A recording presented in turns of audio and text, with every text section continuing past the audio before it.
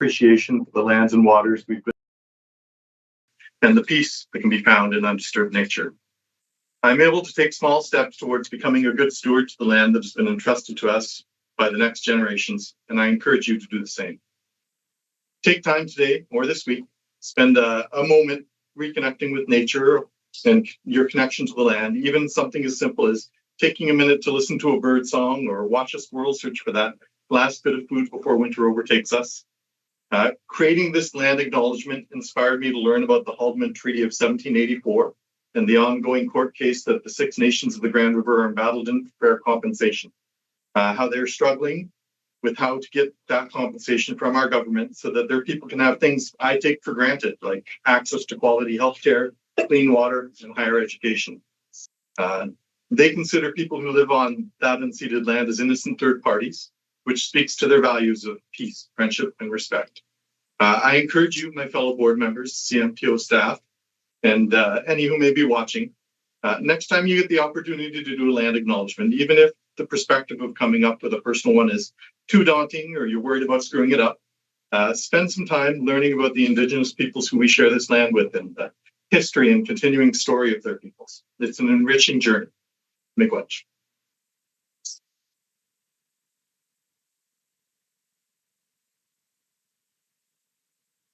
Thank you, Charles. The mandate of the CMTO is public protection, and the board's role is to ensure that all of its decisions are made in the public interest. On an annual basis, all board members confirm that they have read, understood, and will comply with the board's governance policy relating to conflict of interest. At each meeting, we also ask whether there are conflicts relating to the agenda items. Are there any conflicts of interest to declare? Seeing none. The purpose of today's meeting is to consider approving CMTO's commitment to EDI statement and the 2026 to 2030 strategic plan. Are there any other agenda items to add? Seeing none. We have a draft motion that the agenda of December 1st, 2025 be adopted by the board as presented. I see Jay Mathers and I see Robin Livy seconded. Anyone opposed? Seeing none, that is carried. I'm very pleased to welcome the chair of our Equity, Diversity, and Inclusion Committee, Tiffany Fearon. The EDI committee has made significant progress, and we're looking forward to discussing the proposed update to CMTO's commitment statement. I will turn things over to Tiffany, who is joining us virtually to introduce this item. Take it away, Tiffany.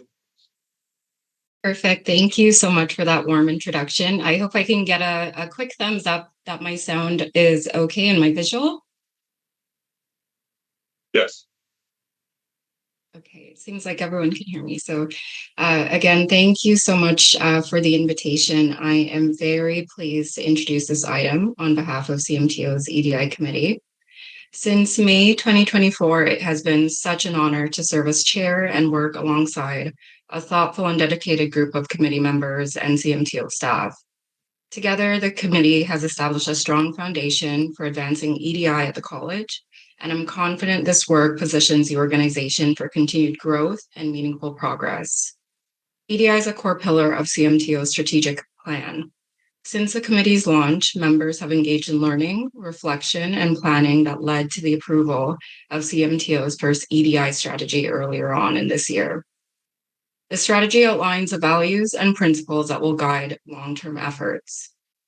In reviewing CMTO's initial EDI commitment statement, the committee agreed that an update was needed to better align with the EDI strategy and incorporate new learnings and changing perspectives. The proposed statement is more detailed and slightly longer in length than the original, and this is definitely intentional. As a public-facing document, it aims to provide clear and transparent information about CMTO's commitments, both what the organization values and how these values will inform future responsibilities as a regulator. You'll also notice a strengthened emphasis on access. The committee felt that it was important to highlight access explicitly as ensuring equitable participation, especially for individuals who may face systemic barriers. It's very central to serve the public interest. A clear commitment to access helps all of us foster an environment where people feel welcomed, understood, and able to engage fully with the college. We as a committee believe that an inclusive and comprehensive message sets the right tone and supports genuine integration rather than any sense of tokenism or performative responsiveness. On behalf of the committee, I'm very pleased to recommend to the board the approval of this new EDI commitment statement. I'm also happy to answer any questions or clarify anything about the statement. It was such a pleasure working with the committee and really taking a look at the great work and the effort CMTO is putting in to really lead the charge on this important work. Thank you. All right. Thank you, Tiffany. Do we have the statement to put up on the screen? Oh, okay. Everyone has had a chance to read that over in the materials. And so I'm going to ask, are there any questions for Tiffany before we move on? Tammy, I'll see you first, and then Brian. No questions. I just appreciate, even though it is slightly longer, I do feel that it states everything that needs to be said. So it's appreciate the work that the committee has done. Excellent. Thank you. Brian. I think it's a pretty significant change of approach for us to move from regulating massage therapy, i.e. Making sure that it's safe, effective, and whatever, to compared to moving to an access approach. I guess with that approach, I kind of want to understand what is the gap between people who are seeking massage therapy and the things that are provided, and also what are our levers? What can we do to address those sorts of gaps? Sure. Okay. I did. Thank you for that question. So basically, when it comes to the accessibility, we're looking at various facets of accessibility. And in the work that we did with our consultants at Title Equality and the information that was collected, not only from staff, massage therapists, but members of the public as well, there is very big information and knowledge gaps when it comes to massage therapy and the actual work of the college. We want those gaps to be minimized so that more people can access the amazing work that massage therapists do, and just to learn more about the profession as a whole.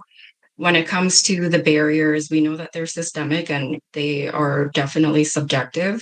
And I think we want to emphasize that CMTO is going to take really meaningful steps to learn more about the public, learn more about their staff, learn more about registered massage therapists, and incorporate that into future work. So I think we just want to recognize that our experiences are very different.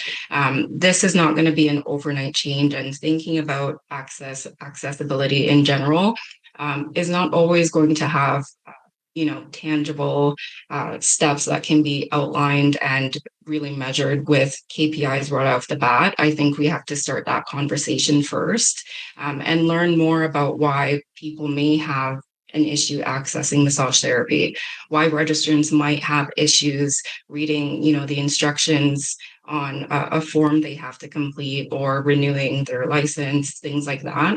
I think it's more of an all-encompassing message that we understand that every experience is going to be different, and it might not be the easiest thing to navigate for anyone either seeking the service or providing the service.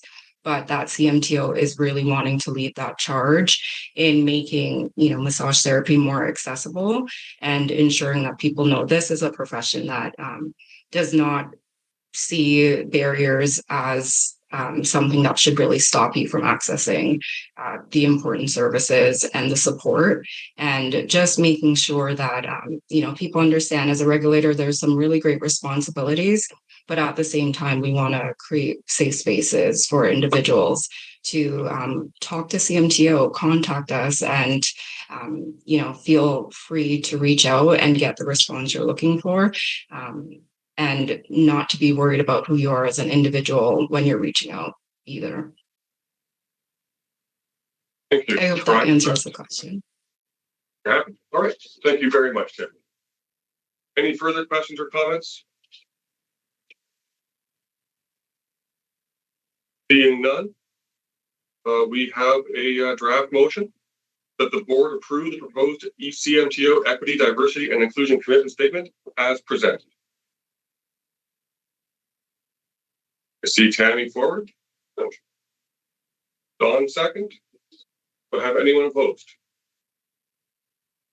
Seeing none, it has carried. We have adopted that statement as presented.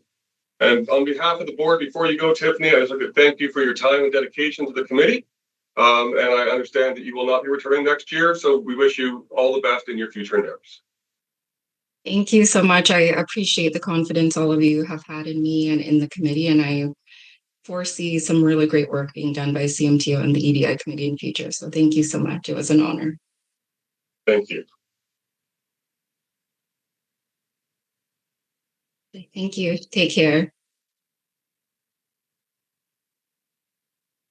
So before we get into talking about our strategic plan, I just want to talk a little bit briefly about its relationship to EDI.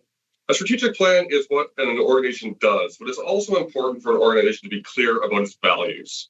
The statement that we just approved makes it clear that CMTO cares about and why. And I'm glad that inclusion will remain a focus for us as we continue to do our important work. That brings us to our strategic plan. And do we have our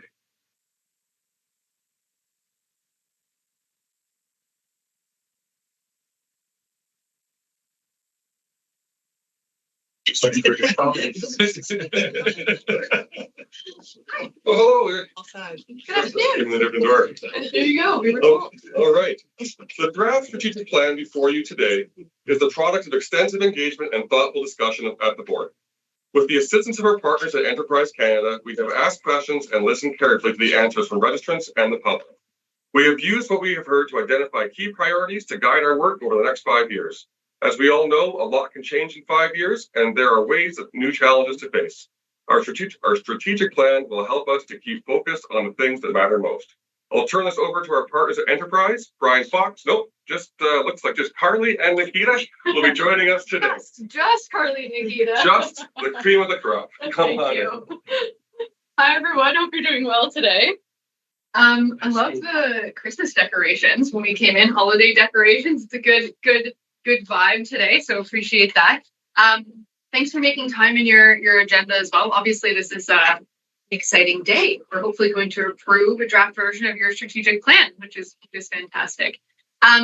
We were just chatting with Sam in the hallway, and we were saying, I don't think this should take an hour, but we'll go through what we have today. But really, we want to talk about the process that it took us to get here today, the strategic plan that we've put together, and then take any questions or conversations or feedback that you have on the plan yourself, and then we'll go from there. Sean, you gave some fantastic introductory remarks, but does what I just provided, does that sound aligned with what you're looking for today? Fantastic. Great. Okay. Well, with that, I just wanted to give us a bit of a reminder of how we got here today and some of the process. I know many of you have been in this room with us before. This is our third time together. So as a reminder, we actually started this work in June, if you can believe it or not. The first thing that we did is we had a look inside session with all of you in this room, which was really our first introduction to the CMTO, where you were today, some of the work that you had done against your previous strategic plan and what you were hoping to get out of this process. From there, we actually went away and did extensive engagement over the course of the summer. Summer was a great time to do it because it allowed us to do a number of different interviews, find time with people where they could think a little bit clearly. Maybe things were a little bit slower. We met with many of you one-on-one and had some of that fantastic conversation. We moved into September, where we did a lot of data analysis. We looked over all of the findings, and then we were able to come to you and work through a board session just a couple of months ago. With that, I'm going to allow Nikita's going to go over a little bit of what we heard in some of the engagement in order to sort of frame how we landed on our strategic plan today. Awesome. Thanks so much, Carly. So first, just thinking about summarizing what we've shared with you earlier when we met in September to go through that collaboration session as well for the strategic plan. In summary of what we heard, again, we heard a lot of amazing, we heard a lot of responses across all of our surveys or interviews. And at a high level, we recognized, there was largely seen as CMTO is recognized as excelling in its role as a regulator. Respondents really highlighted that there was a consistent execution of its responsibilities, and that was really noticed and provided a lot of positive feedback. Of course, at the same time, feedback did suggest that there is a lot more work to be done in terms of building trust in the profession, and is also strengthening registered trust in the regulator. There was a lot of feedback and alignment where massage therapy was perceived unevenly positioned to other healthcare professions within the health space and the sector, which definitely would impact RMT's credibility, integration with broader healthcare systems, as well as thinking about the priority to elevate the profession's profile with government and other health professionals and amongst the public as well. We also heard feedback that there was not really a clear consensus in the balance between right touch regulation as well as compassionate regulation, or the level of support the CMTO should be providing to registrants. Respondents did agree that regulatory excellence, equity, diversity, and inclusion were baseline expectations and definitely reflected in some way on the strategic plan, and that progress in these areas were not necessarily seen as central pillars, but incorporated across all the areas in the strategic plan. Some key priorities that emerged from those engagements included feedback that highlighted preventing sexual abuse must remain a key focus on the new strategic plan, as well as supporting innovation, particularly with respect to the role and use of AI and consideration of also new treatments or new interventions within the profession. Registrants also emphasized the need for clear guidance on standards of practice and current resources that are often open to interpretation. And finally, there was a lot of strong support for increased collaboration with system partners and educational institutions. Of course, there was no explicit call for anything that we heard in relation to mergers or consolidation, but there was definitely a clear desire to strengthen those partnerships and definitely prevalent to advance. So we took all of that information, we took all of those key findings, and in this room back in September, we had a board strategy session. And since then, we took a lot of that information and we actually had a great outcome working with this group in order to identify sort of 3 areas of focus that then became the 3 strategic pillars that you found in your in the draft strategic plan that was sent in advance of today's meeting. With that, we took time between the last board retreat and the conversation we're having today to work really closely with your senior management team as well as the executive committee to ensure that the plan we're putting in front of you today feels realistic and feasible, but also ambitious for the leadership team, and then also reflects what the board was looking for, ideally through the review that we did with the executive committee. So with that, we're actually going to go through the strategic plan now that you would have received in your package. I'm actually going to stand on this side. It's a problem. I don't know where the camera is. So you're out of the camera. I'm like, I don't know where this camera is. There you are. Perfect. Fantastic. So if we just go to the next slide here. So really, this is the strategic plan that we would envision being made public on your website, what you would refer your registrants to, what you would refer individuals who are interested in knowing the detail of your strategic plan. And one of the reasons why we have a couple different components here is we think it's important to introduce the strategic plan with a bit of a narrative. What are we trying to accomplish? What have we accomplished over the last number of years? How did we arrive on the strategic plan? In case somebody is looking at this fresh and new and hasn't gone through the experience that you've gone through and is just curious on how do we get where we are today. So if we go to the next page here, we are proposing that we open with a letter both from Sean and Maureen, really focusing on what are some of the things we accomplished over the last number of years and what is the narrative leading us into the commitments that we're making through the strategic plan today. Our understanding is that Sean, you might be taking a little bit of time with some of the language on here. So this is the current letter as it stands today, but really, like we said, it is meant to set up the rest of the strategic plan and really remind people of what is the role of CMTO and what are you committed to. And then the next page is a summary of the engagements. Again, we want to ensure people, when they're reading the strategic plan, they know that it wasn't just the board sitting in a room that came up with this. They know that it wasn't just Enterprise Canada. They know that it wasn't just Maureen and her team who came up with this strategic plan for the next number of years, but that there was many individuals who were engaged throughout this process. And also what we've done here is highlighted some of the success components to that engagement, as well as some of the key findings, again, to set up the strategic plan and let folks know what was sort of the foundational work that went into this. And then if we go to the next page, here we really wanted to make sure that your commitments to how you're going to do your work over the next number of years were clear to the reader and to your registrants and to the public if they are looking at your strategic plan. And so the first commitment here is to equity, diversity, and inclusion. My understanding is you may have just had a conversation on this, so good timing. So we would be replacing this section here, which was just a placeholder, with the actual equity, diversity, and inclusion statement. again, framing how you're going to do your work. You're always going to have that EDI lens in everything that you do, and it will carry through the pillars when we get there. Transparency, we heard a lot about transparency through the conversation. Again, we didn't feel as though that was something that you needed to have as a strategic pillar, as far as something that you needed to measure progress on, etc. But it was more how you were going to do your work with registrants and this commitment to ongoing two-way communication as you work through the next number of years together.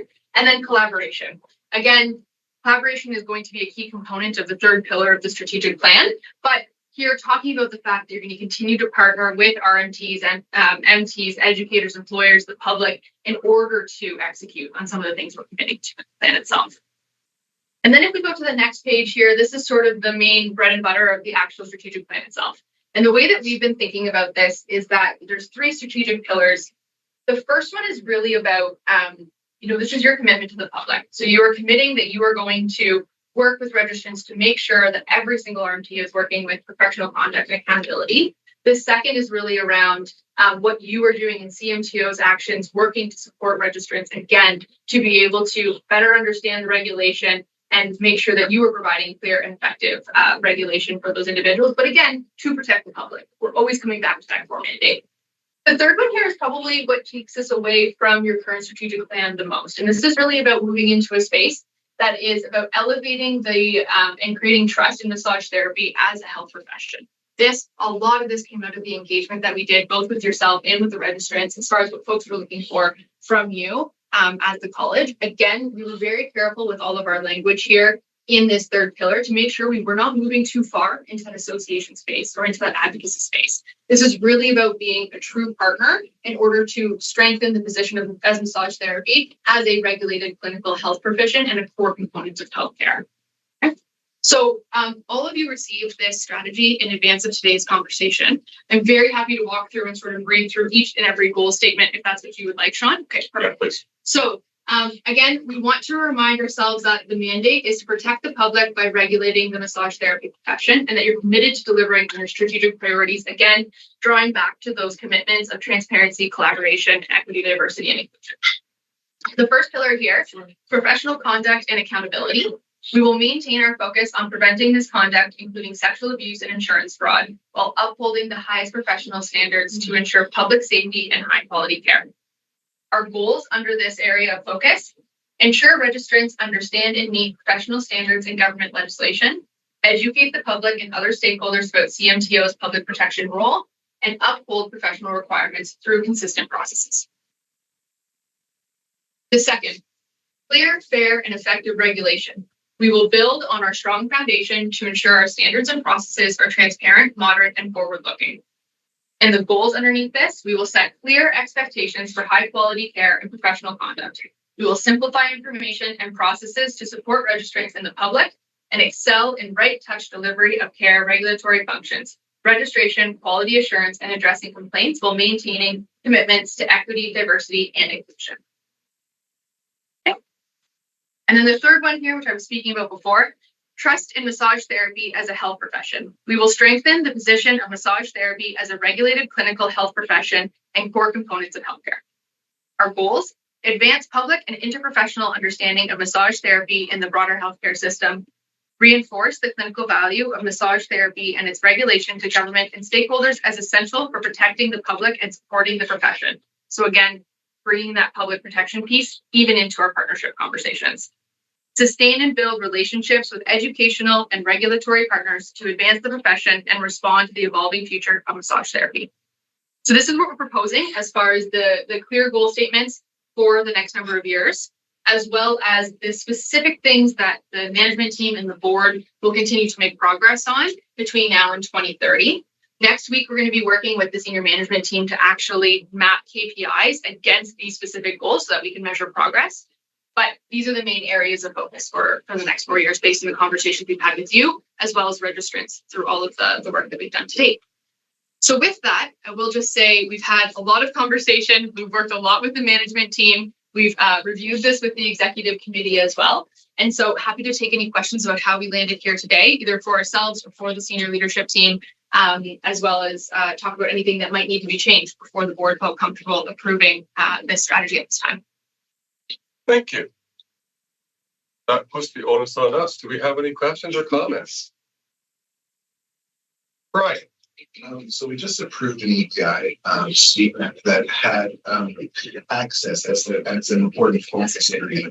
Would we develop KPIs on that as well, or and would those would it go under one of those categories, or how would we make sure that we're addressing that as well? Yeah, really great question. And I think a little bit of this will lead into our conversation with the management team next week. I will say just a couple of things top of mind without speaking for the management team. One, when we did a lot of our engagement with the registrants and with the public leading up to this strategic plan, one of the reasons why we pulled EDI out as an actual pillar itself, similar to what you had in your last strategic plan, is because people thought you had made such huge progress on that over the last number of years, and that it should just be woven into how you're doing all of this work. But if there is something the board is really specific and seeing a continuous measurement on, so for example, access, I can see how some of that would fit well into some of these pieces as it relates to simplifying information and processes, or how we are making sure that registrants understand and meet professional standards and government legislation. Like if it's access to information, which I think is how I'm interpreting your Actually, access to care. Access to care. Okay, perfect. Then I think that there's probably a way some of that could weave in. But I think as of right now, there was actually like a strategic decision to not focus on that over the next number of years. From the conversations that we had in this room, we actually pulled that out as being one of the main priorities. You're saying we pulled access to care out as a main priority? No, the EDI piece. Yes. Yeah. I can certainly see access to care going under the trust and massage therapy as a health profession pillar.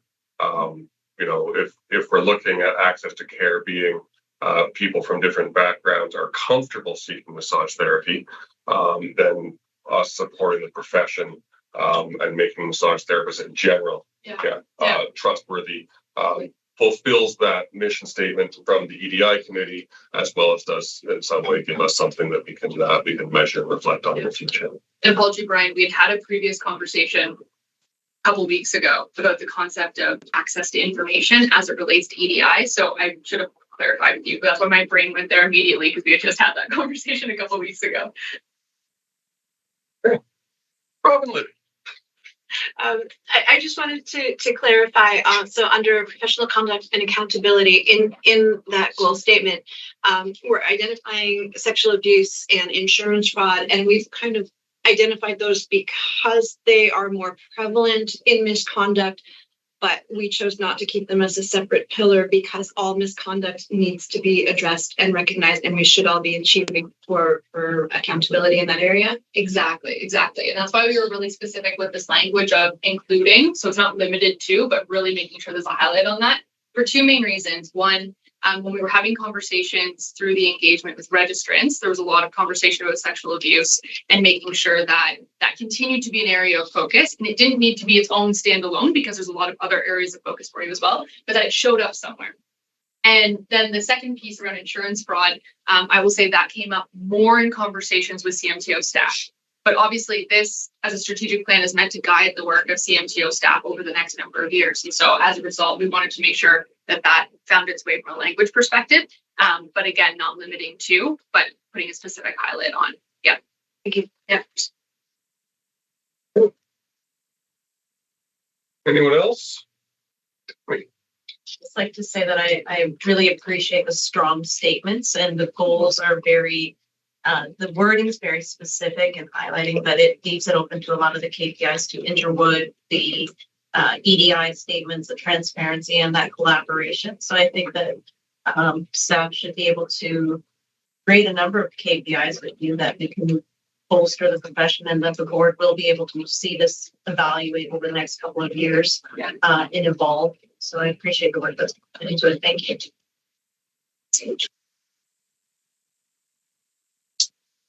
Jalpa?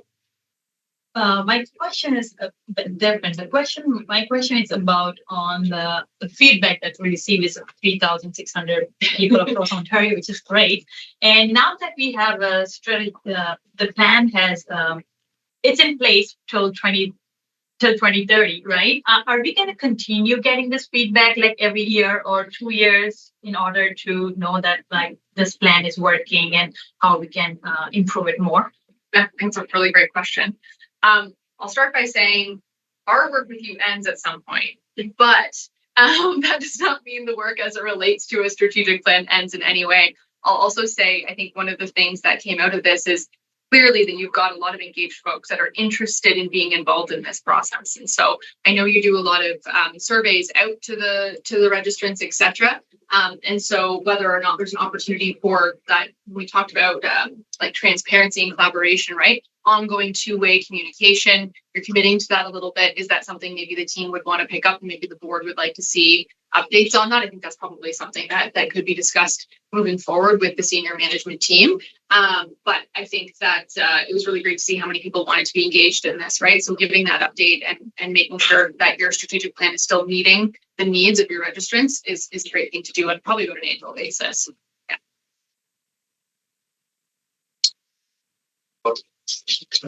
Anyone else? I am not seeing any other hands. All right. So Sean, I think you had a motion maybe. I'll step away from that, but maybe before we move to that, I did just want to say thank you so much for the opportunity to be involved in this, and also for the fantastic engagement. When I think about the level of activity and engagement and energy that we had in this room when we did that strategic planning session, it was clear you were all very committed to putting a very ambitious but feasible plan together for the next number of years for your senior management team. And I'll also say it's been fantastic working with the executive committee, who has had great engagement. When I like Tammy and Jelpa, like really appreciated your feedback. And also obviously working with the team, with Ron and Maureen and Sam, has been a really fantastic experience. So I know I'm getting ahead of myself because you've emotions put forward, but just wanted to say those last words. So thank you for that. And thank you for your hard work and dedication, both what we saw here with us, but I'm sure there was a lot behind the scenes that we did not get to witness. So thank you very much. Which brings us to a draft motion that the board approve the 2026 to 2030 strategic plan as presented on page 5 of Appendix A. Do I have a mover? I see Robin Libby. Seconder? Jennifer? McGill. Anyone opposed? Any discussion to be had before a vote? Seeing none? That carries. Great. Thank you all. Have a great rest of your meeting. We'll talk soon.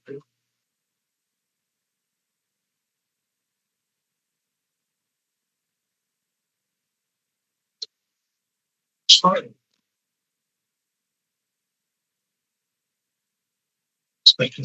So strategic plans are important for setting out what we plan to do, what we hope to achieve, and how we plan to approach our regulatory work. CMTO's new strategic plan builds on the significant progress we have made over the past 3 years in fulfilling the college's public interest mandate. Now, that brings us to the adjournment of the meeting. First of all, this was part 1. Part 2 is tomorrow. Don't forget, 9 a.m. here at CMTO, where we'll be discussing the 2026 operating budget, the possible rebrand, and bylaw revisions, among other things.